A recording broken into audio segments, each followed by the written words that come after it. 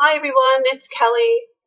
I was making an update on the video of my CSF leak, the cranial CFS leak that I had last year, because I get a lot of questions on my YouTube page, and everybody always asks how I'm doing and different technical things about the situation, and I just wanted to let you know what actually happened, what is going on, and how I'm doing today. And so let's do another episode of Tea with Kelly. Things have changed a lot in the last year. My surgery was February 2017. I've been sealed and healed for a year and 4 months now. As you recall from my previous videos that I made when I was going through diagnosis, trying to figure out what was happening and why I was leaking spinal fluid out of my nose, I had a spontaneous cranial spinal fluid leak with rhinorrhea, which means spinal fluid coming out of your nose or brain fluid coming out of your nose. They diagnosed it as being caused by idiopathic intracranial hypertension. Idiopathic is just a generic term that they don't actually know what caused it, and there could be millions of reasons why you get intracranial hypertension. It could be anything from medications that you took, certain antibiotics, hormones, stress, previous injury, like if you had whiplash in a car accident. It could happen from genetic tissue disorder, which is what's leaning towards what caused my problem to begin with. So let's get technical things out so people know what kind of procedure I had. So if you were going through this same situation, you could see what was done for me to get me on the path back to recovery. So I had something that was called FES surgery, which is functional endoscopic sinus surgery. That's where they go in with telescopes and CT scanning guidance all the way back to the back of your brain, because my leak was on the right side of my nose, all the way back in the back by the ethmoid sinus wall in the cribriform. The cribriform is a porous part of your skull base, and when you have intracranial hypertension, the pressure in your brain can cause erosion of the skull base, and especially since the cribriform is an area that is very porous, it's very easy for that to leak. That's usually where the leaks are at. If you haven't had any traumatic brain injuries, example, car accident or a horse getting you kicked in the head or something like that, which is, the doctor actually told me that I'd have to have a horse kick me in the head for that to happen, but obviously there are other ways of getting that, and that's what kind of happened to me. So they went in, they fixed it, they removed all my sinus bones on both sides. To get all the way back here, they removed my turbinate way up back here, my bone, to be able to shave some of that septum and that turbinate off that they used to make the patch where the hole was at. They also opened right here a little incision in my abdomen, and they took out some of my fat and fascia, and they used that to plug up the hole. So they made different layers so it would be strong enough to where it wouldn't leak again. My surgery was a complete success. It was not an easy surgery. It was 8 hours long. I had lumbar drains installed in my back. And I made videos of those also when I was going through that, or my family did, because I was basically in another world during that time. And, that's another video there completely, where if you want to know where I went when I was going through all that, I can make a video about it. It was really a neat adventure. But the lumbar drains are instilled there for two reasons. One, to keep the pressure off your head after the patch is made, and your spinal fluid pressure tries to regulate itself, because while you're leaking, your body made it like a natural shunt So you're leaking out, it's taking the pressure out, but the thing is your chyroid plexus, where your most of your brain fluid is being made at, goes into overdrive, and it starts making an overabundance of spinal fluid because you're leaking. So it's constantly being replaced, but it takes your brain a while. Doctors think a week. Some people go into rebound hypertension. It could take them months for their pressure to regulate. Luckily, mine kind of regulated right away because I was leaking so much that just sealing up the hole basically was like hallelujah to my brain. So the lumbar drains are put there in place to help your pressure stay off your brain once it's been patched and regulated, because even though you have been sealed up, your brain is still thinking that it's leaking, and it takes it about a week or so for it to kind of figure that out. So that's one of the reasons why. And another reason why that they use the lumbar drains, because they inject like a fluorescein dye in there, because even though they give you CAT scans and MRIs with and without contrast, and you're going through all of these medical procedures, myelograms or whatever they give you, cysternograms, whatever they give you to see where the leak is at, sometimes they just cannot see the leak. The only reason why they know you have a leak is because you have a positive beta-2 transferrin test, which is the actual test that they take and send your fluid leaking out of your nose, your ears, your eyes, wherever it's coming from, and they'll send it to the to the laboratory, and it'll come back if it's positive or negative. Mine came back positive, so obviously they knew that I was leaking brain fluid, but you couldn't see it on the MRI. The reason why they give you MRIs and they give you for cranial leaks is because usually you just don't get a spontaneous cranial leak. It's something that happens like 1 in 100,000 people. It's very rare. That's the reason why, you can't really blame doctors per se, even though they probably just want to give you like, send you to the funny farm, because, they tell you it's all in your head. And basically, yes, it is all in your head, because you start acting weird when you're losing brain fluid, and especially when you have the pressure on your frontal lobe, that kind of activates your anger center. So, that's like a small traumatic brain injury that you have going on in your head. You start acting different. So people start thinking that you're a little weird anyway, and they're going to think that something's wrong with you. And they're right, something is wrong with you, but it's not a mental health issue. It's that you have some problems going on in your actual brain. Well, once all that is said and done, they I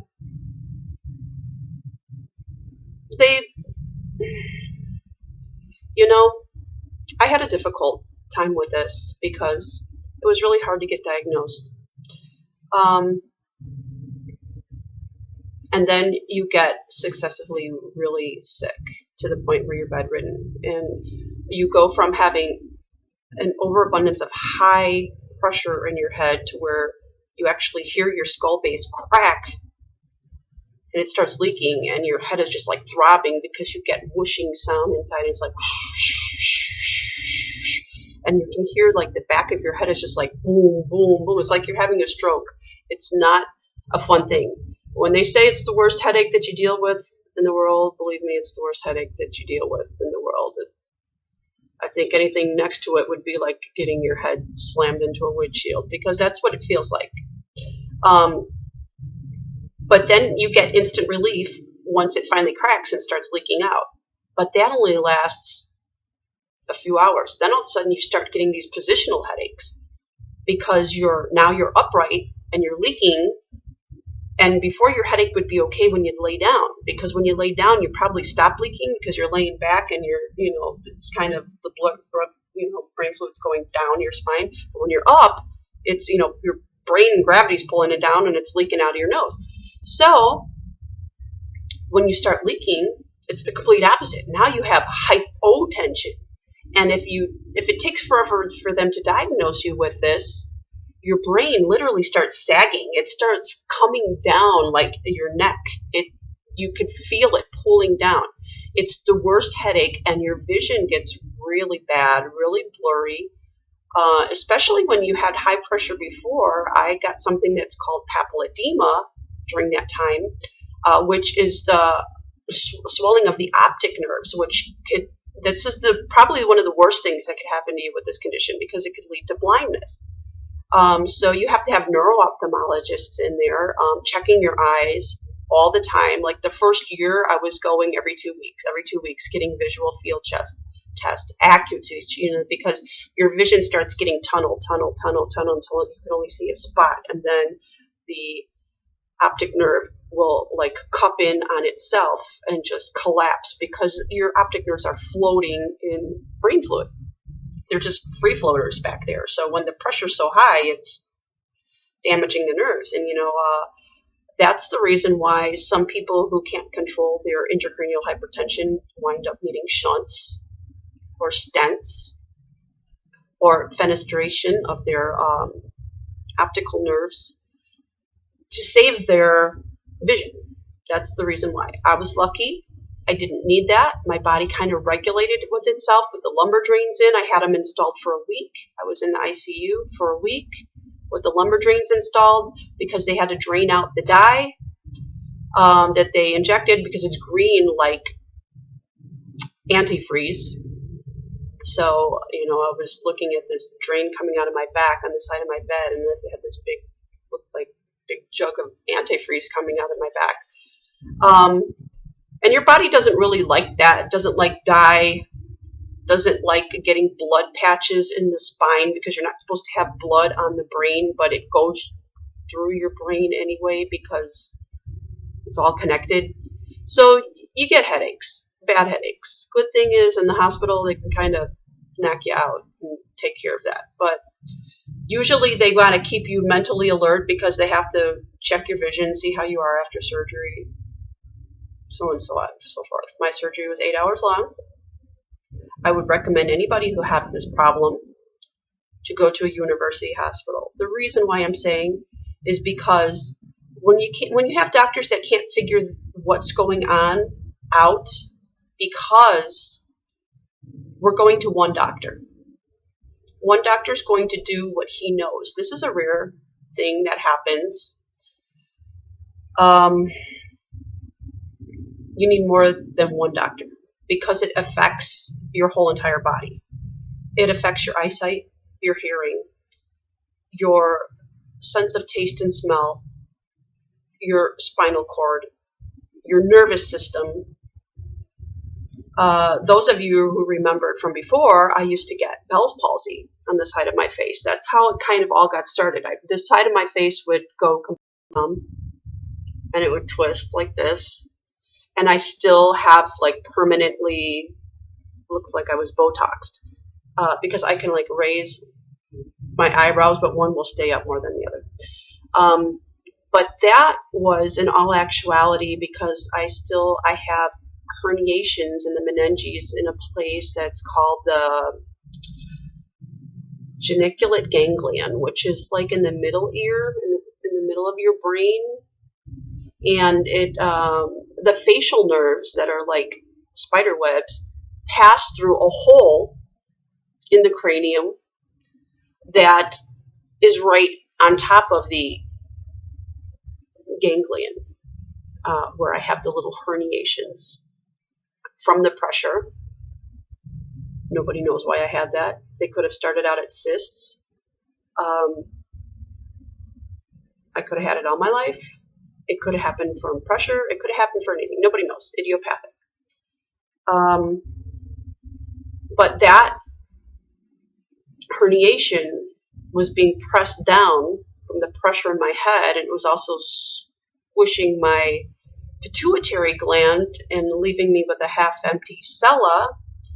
And the pituitary gland can like cause a myriad of problems. You can have problems everywhere from panic attacks to hormonal imbalance, because pituitary gland controls hormones and part of your nervous system and a lot of necessary things. So yes, doctors could probably think that you're nuts because they can't see anything on CT scans. It's very hard to see. I had one CT scan that was very thin sliced, where it's like a mirror image, and they thinly sliced all the way back, and they were able to see a dehiscence, what they call it, on this side, back by the cribriform, in the ethmoid sinus wall, and you could see like the dura mater dehisced or herniated through the cribriform, and that's where the leak was. But it took a whole team of doctors to really sit there and look at scan by scan by scan. The reason why they give you MRIs and cysternograms or venograms is because there's other reasons that can cause it, and they're ruling things out. Usually you just don't have a spontaneous cranial leak. You do because you have limited space in your head, so when they think, okay, your brain all of a sudden is leaking for some reason and you have these terrible headaches and your vision has papilledema, they check for cysts and tumors. That's just like the main thing. And best way to find a cyst or a tumor in your brain is an MRI. So that's why they do that, to rule out other things. And then they'll give you like a MRV, which is a venogram, to make sure that you don't have stenosis or thrombosis in your veins in your head that could be causing the CSF flow to not flow correctly. You know, there could be compression or something in there. So they check you for a lot of things. That's the reason why it takes so long to get a diagnosis. And if you're only going to a family doctor, I would suggest if you have a cranial leak, go to an ENT. They also work with the neurosurgeons, because when you just go to a regular neurologist, I went to a neurologist for the Bell's palsy, and he told me it was regular Bell's palsy, that it was normal. I got a new neurologist. I went to him. He was a great guy, funny guy and everything, but when I told him that I had intracranial hypertension, he didn't even know what I was talking about. And he said when he looks at my CT scan, it looks very normal. And this was after the fact that I had a proven leak. And he says, you know, it's probably just hormonal. And then what they want to do, they want to give you SSRIs or benzodiazepine's or something like that. Like you get depressed and you get panic attacks, but it's not because you're depressed or you're panicking. It's because you got your life in your hands and your doctor's telling you that you're basically nuts, and you're not. So you have to kind of understand doctors when they can't physically see something. They think it's a mental condition. It's not. It's in your head, but it's, you know, it's a leak. And it's hard. One of the downfalls, or a couple of the downfalls that I had after my surgery, was that I lost my sense of smell and taste permanently.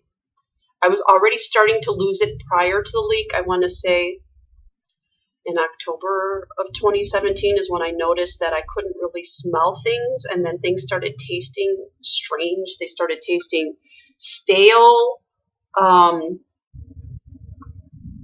Sorry, I've had the flu for over a month, so I need to keep my throat moisturized.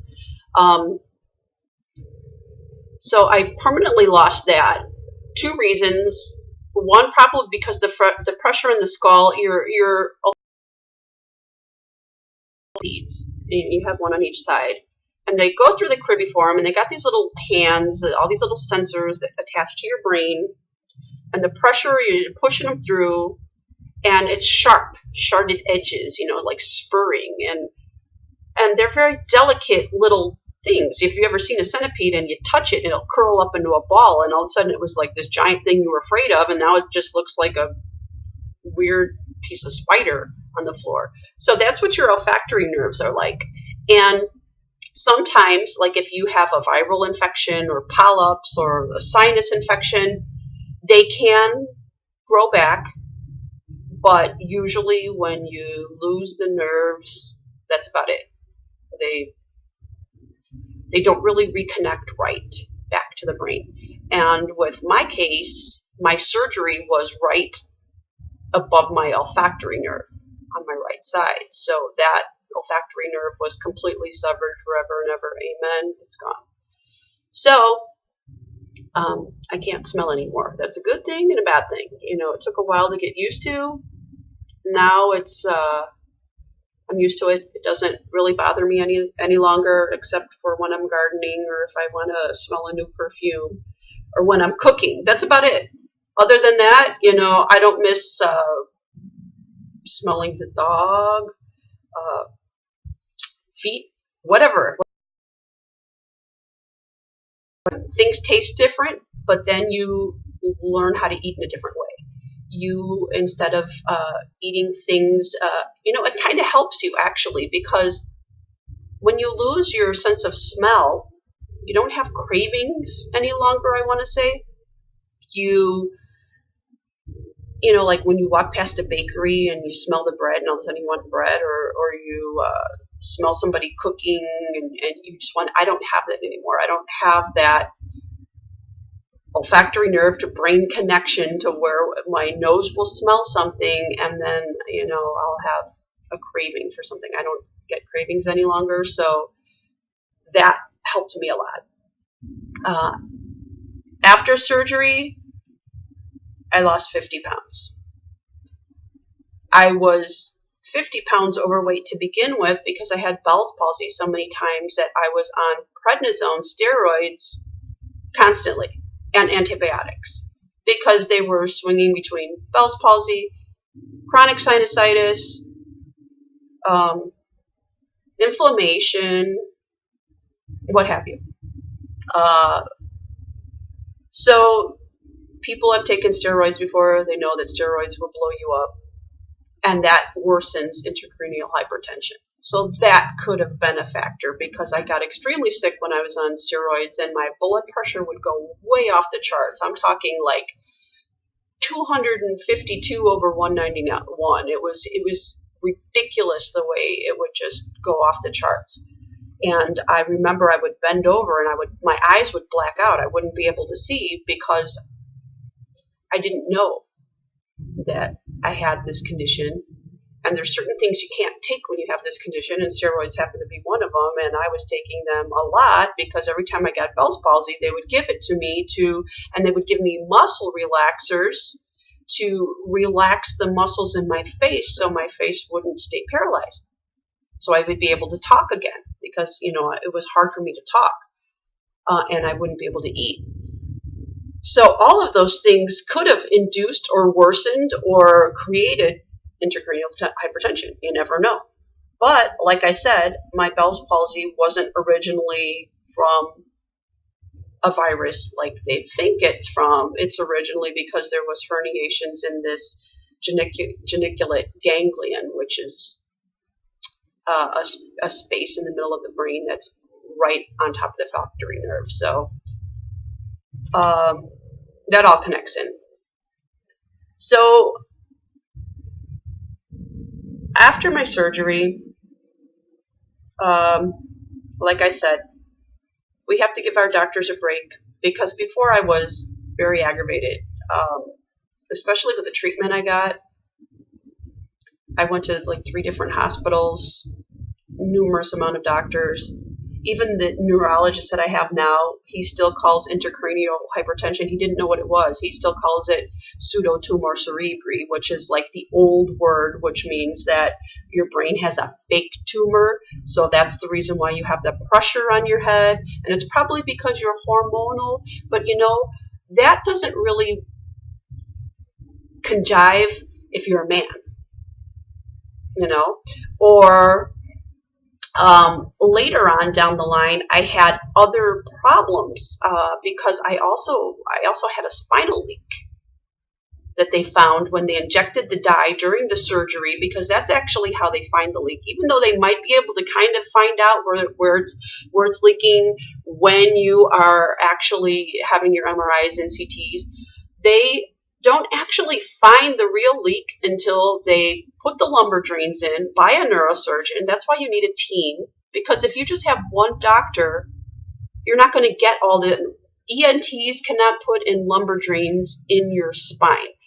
And neurosurgeons, they do not operate endoscopically through the nose.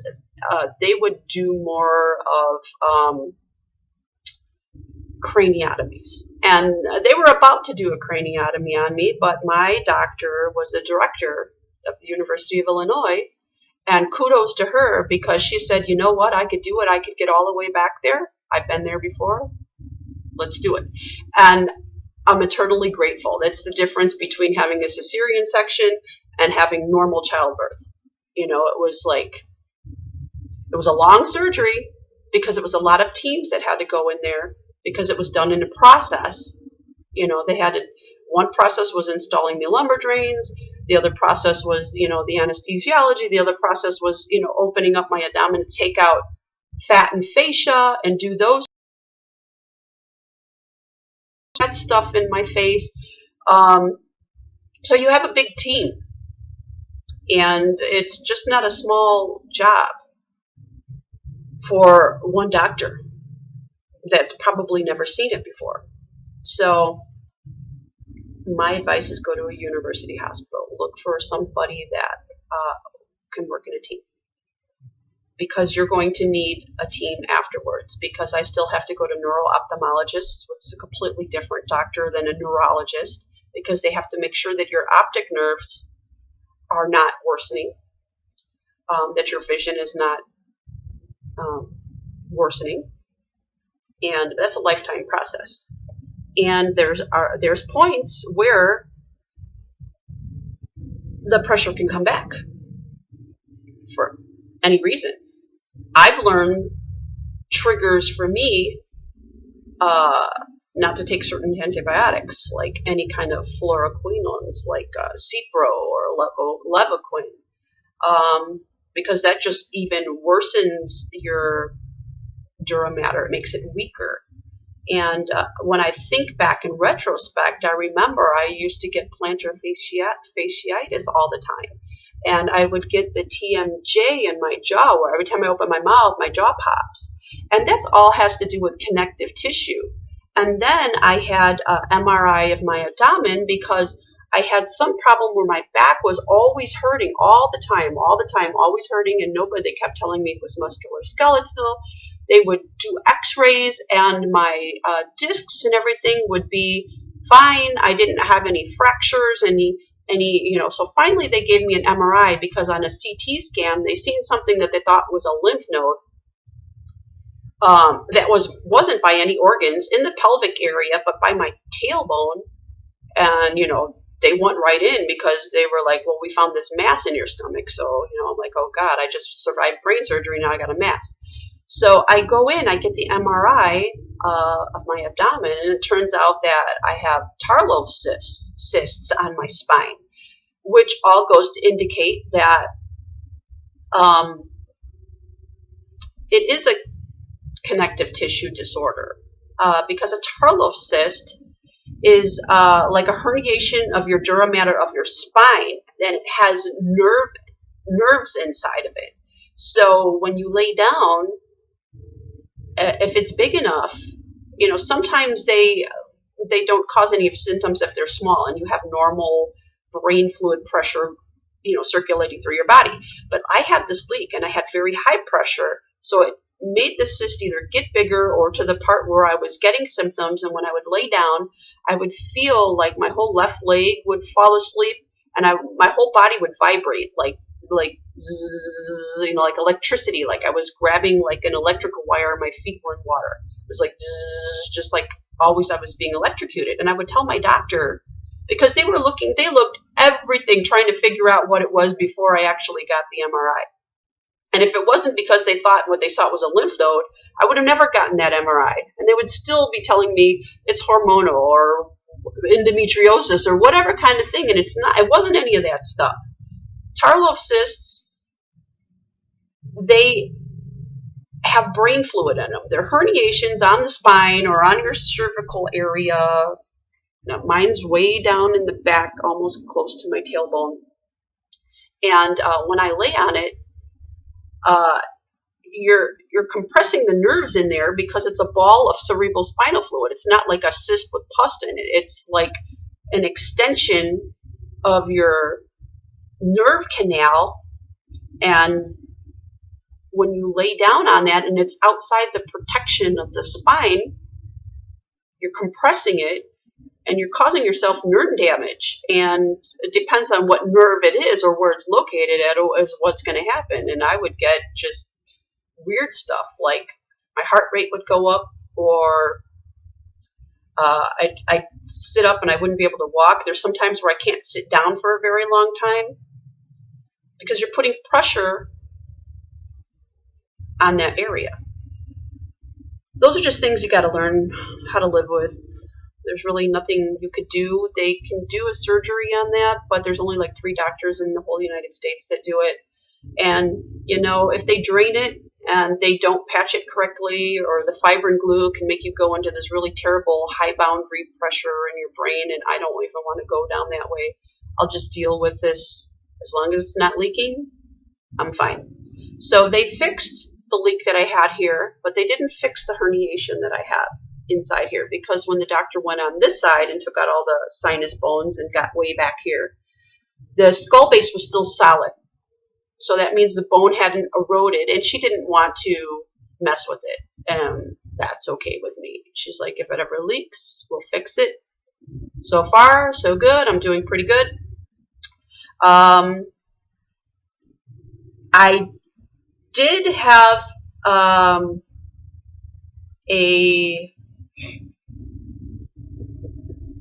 flu last month, and this is the first time in a year and 4 months that pressure has came back in my brain. And it could be from one or two things. One, it could be just from the fever that I had. Sorry, my legs are crossed.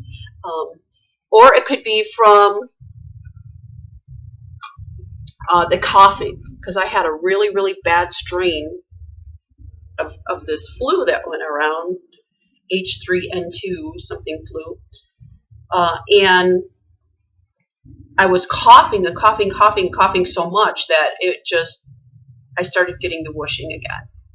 Unfortunately, I don't have insurance any longer. I lost my insurance this year, like at the end of February. I've been trying and fighting to try to get back. I haven't even gone down the disability route, because having this condition is hard enough without getting the government involved, literally. I've tried going back to work twice. Both times it was an epic fail, because my life is not the same. So it's a career changer when you get this condition. You will probably have to do things that you didn't do before. You know, we live in a capitalist world.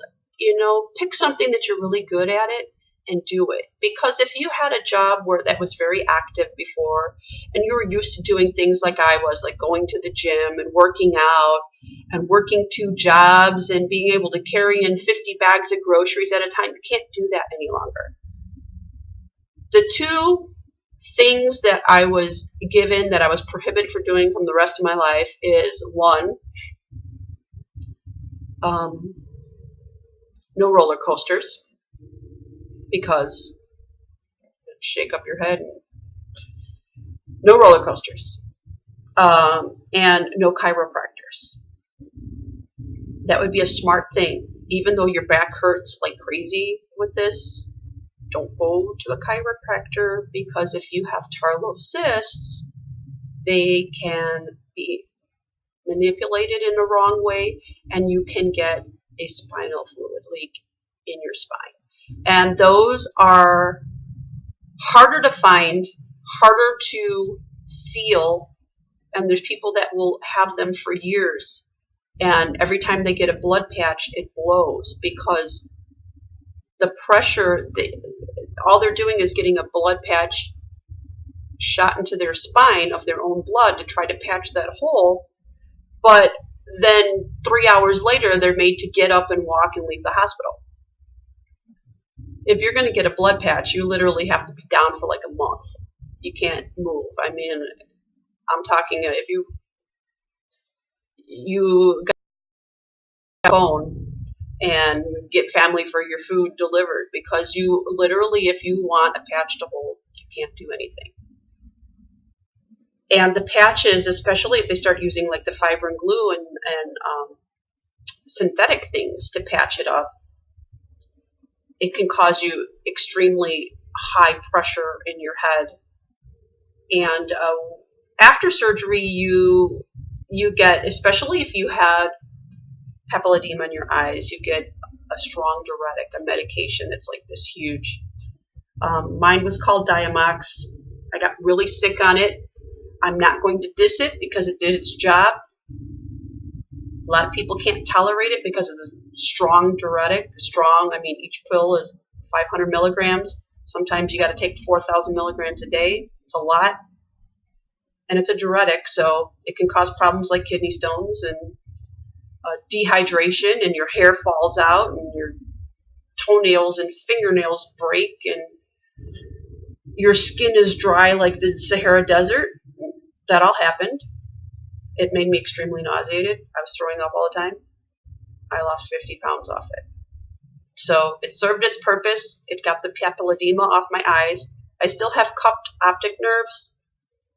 So they call it pseudo-papilledema now, kind of like pseudo-tumor cerebri, because it's not worsening, but it's not getting any better. It's just it's stabled. So they keep watching that to make sure it doesn't worsen. They're not sure why they stayed cupped. They predict that it could have been that I've had this for a long time and my optic nerves are just calloused that way. Could have been born that way. They don't know.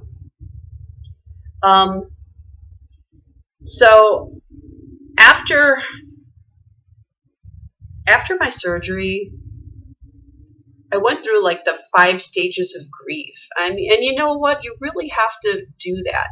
At first, I was like in denial. Like when the whole thing was happening, I'm like, this is not happening to me. This is not, it's like I had no idea, okay, I'm going to get surgery. That's fine. I'm like, brain surgery. Okay, that's okay. I could do this, but then I had no idea. Like the night before my surgery, for some reason, I had a panic attack. In my whole entire life, I've never had a panic attack. I wound up in the emergency room because my blood pressure was so high and I couldn't breathe and I was hyperventilating and I didn't know what was going on. I had no idea. And they gave me like EKGs and all kinds of stuff. And finally they told me, oh, you just had like an anxiety attack. And I'm like, duh, I'm having brain surgery tomorrow. So I guess for being brave the whole time, your body finally goes, well, you know what? You're really not that brave.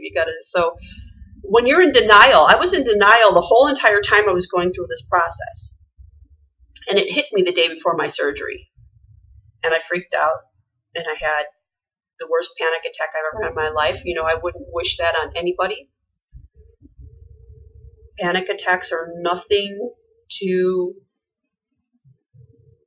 laugh about. It is the worst feeling in the whole entire world to feel panic. It's beyond belief. It's like I think all of these lessons that I've learned, so I'd be able to understand people with more compassion. I really, truly feel that because when, I used to be before, oh yeah, suck it up or live it up because that's the way I was. And that's when you're in denial. And then when you experience it for yourself, it's like, whoa, that was beyond crazy. I don't ever want to go down that step again. So then you start getting angry and you're like, well, why did this happen to me? And how come these doctors don't know what the hell's going on? And, how come nobody knows about the brain? And can't you tell that, something's wrong? And I'm not crazy, and then when you start getting angry, they think you're even more crazy, and they're like, yeah, give that lady some Ativan so she can calm down, give that lady some Xanax, and then they want to send you down that route of, okay, well, we'll take care of you, but you got to go to this, healthcare provider for like a psychiatrist to make sure that blah, blah, blah, and the psychiatrist comes back like, well, she's got post-traumatic stress syndrome because she's got a brain leak and nobody believes her, So I had a really cool psychiatrist, she was like, yeah, she don't need medicine, she needs surgery. So then once you're in surgery, that's when you start bargaining with God. And like I tell you, that's a whole different video. Oh my God, of where I went on vacation with God to Cancun. Let me tell you, I was bargaining with him. I'm like, God, I got to go back. I can't leave my kids. I made a pinky swear to my son. I got to go back. So you start doing the bargaining. Like, why didn't I realize this sooner? Or why didn't I do this? Or why did I take that antibiotic? Or why did I take prednisone? Or why did I take this? Or why did I? And you start blaming yourself, and you start making bargains with God, like, oh God, if you get me better, oh, I swear to God, I'll just, I'll sing hallelujah 50 times a day. And then you have your surgery and you start getting better. But you realize that you're not getting better. You're just getting better. Better means that you're going back to your old self, the way you used to be when life was all good and before you knew and you were all innocent and you didn't know that this was just going to be a crapshoot for the rest of your life. That's the kind of life that you don't have anymore. So you get depressed. And I went through the depression mode for 2 months. I couldn't smell, couldn't taste anything. I didn't want to eat. Started getting like anorexia. I mean, I wouldn't even drink water. I'd cry all the time. I was like a helpless blob of not being able to help anybody or do anything. Hey, sweetie, come and say hi. I'm making a video. This is my son. He just came home. He's a big boy now. He walks home. Say hi. Hello. He walks home from school, and he just walked in. So, you go through the depression stage, and I had a really great family doctor, and he helped me out, and I did things like I took mindfulness classes and read books and went to yoga and practiced guided meditation. I would get on YouTube and put on YouTube guided meditation for anxiety, YouTube guided meditation for depression, because you have to go through those stages of grief because you actually lost something. You lost part of yourself the way you used to be, and you have to learn how to be this whole new person. I took a cooking class, and I was like the chef. I mean, I'd make the parties and everybody come to my house because I was the cooking person. But the thing was, I didn't know how to cook without my smell, because I used to be able to just add things and taste it and pinch it and everything. Now I had to learn how to cook with a recipe. So those things take off your mind. I did knitting classes. Like an old lady, I'm over there knitting. Gardening. I took up doing my plants, doing things in my garden, trying to keep my mind moving so I wouldn't be depressed. Then you start slowly seeing that you are physically getting better. You're just a little different. You start accepting yourself. It's not fast. It took me over a year. It took me a year just to make a video again. That's just how hard this condition can be. Once you have acceptance of what it is, you can start really getting on the road to recovery. You're accepting the way things are right now, in the here and now, and you take one day at a time, and you enjoy one day at a time. And it's kind of like the death card in the tarot. It's like you got the death sentence, but you didn't actually die. So you just turn into this transformational butterfly, and you make yourself a new person. So it's kind of neat. It's kind of like being reborn. You look at things from a different perspective. You have a lot of restrictions you can't do. Like, I wasn't allowed to lift over 5 pounds for a whole year. And I still can't really lift weight, because when you bend over, you could feel that pressure in your head. When I get sick now, it brings the pressure back. So I know it's always there. I just deal with things in ways that are more beneficial for myself, I want to say. I really learned how to care about me. Dealing with a chronic illness is like being in an ocean. Like when you're in surgery in the hospital, you're like on a cruise ship, and you got all these tourists around you, and they're checking you out and wanting to see what you're doing, and they're bringing you food, and but then you also get nausea and seasick, but then after that's all done and you're at home and you're by yourself, and I mean, you lose a lot of people when you get sick, but you also gain some really nice people, and you find yourself. That's the important thing. Sometimes, like when you're by yourself, it's just you and yourself. You're in a deserted island, and you have to talk to your body and see what your body needs. And if your body says rest, rest. If your head hurts, rest. If your back hurts, rest. It will get better. You will get better if you take care of yourself. I mean, we're going to have tsunamis and we're going to have calm seas, and that's just the way life works. Other than that,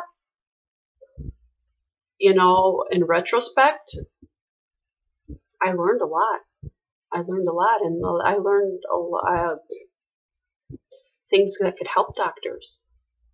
Because there's a lot of things you have to check out when you see somebody that just has a spontaneous cranial leak. You have to check to make sure, first of all, that they don't have any kind of cyst or tumor or something happening up in there, or they don't have any thrombosis or stenosis. You also have to check and see if they have tarlocyst, to see if it's a tarlocyst in their spine or in their cervical area, or hi Peaky, my doggy and my son. You have to see if you have that, you might have a connective tissue disorder. Do you get bad headaches in the back of your head, or bad headaches here?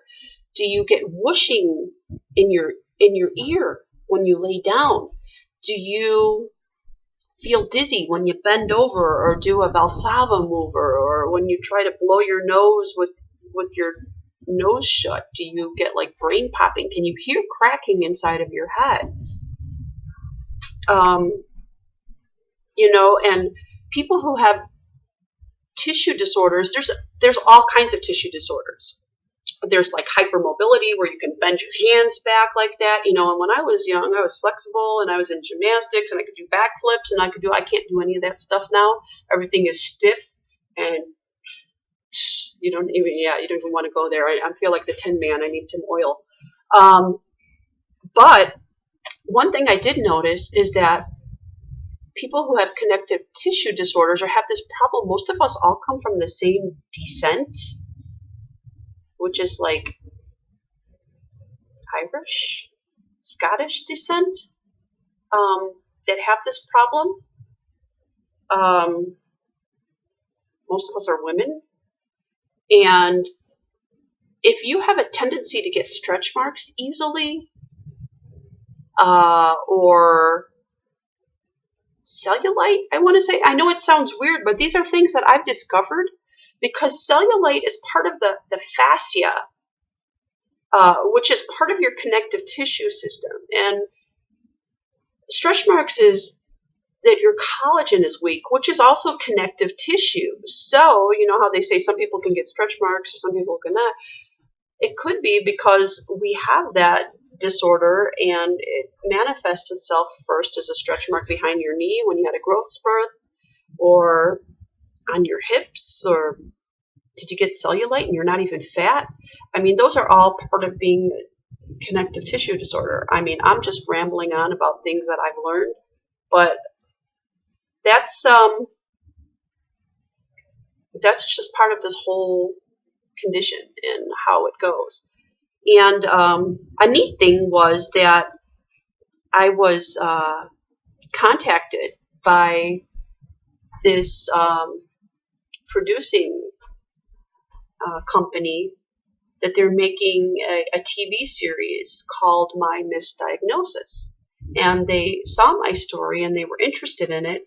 So it's a film company from Canada, and they decided to go ahead and bring me in and do interviews with me. And I'm going to be on that show, Misdiagnosis, talking about this condition, hopefully trying to bring awareness so it can help other people. The show, supposedly, it will be coming out at the end of the year in December. I'm not exactly sure, but it's going to probably be like on a Discovery Health or something like that. Here in the United States, it'll be on different channels outside of the United States, I won't know for sure until the producers contact us when they're going to do the premiere. So that was really neat, So there are some good things that can come out of this. I mean, you have to always find the gold pot at the end of the rainbow. Other than that, I'm 50 pounds lighter. I did gain back about 8 pounds, but I've kept off those 42 pounds for a year and 4 months. And I don't even do any exercise right now except walking and gardening and, very menial things. I can't really officially go and work out yet, and I'll never be able to lift weights again. So that's a good thing. So there was a lot of good things that came out of it. I gained a lot of knowledge. I gained a lot of new friends. I learned how to take care of myself better. I knew what my boundaries were. And I'm doing really well. So anybody out there who's having this surgery and they're afraid, don't be afraid. I'm going to send you healing, Reiki healing and energy from my heart, right here, and protection that you will be fine. You're going to be okay. Please take this healing. It's going to be okay. I'm doing really good. And you're going to do very well too. And you're blessed. And there's help. And if you have any questions, please don't hesitate to put it down in the comments. I know I haven't been on very much because I did have a long healing process.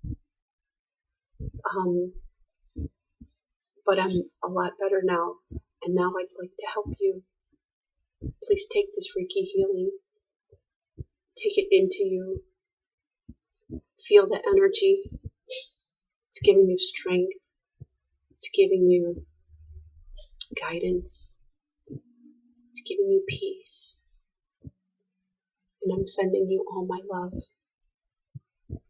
Bye, my sweeties. You have a good day.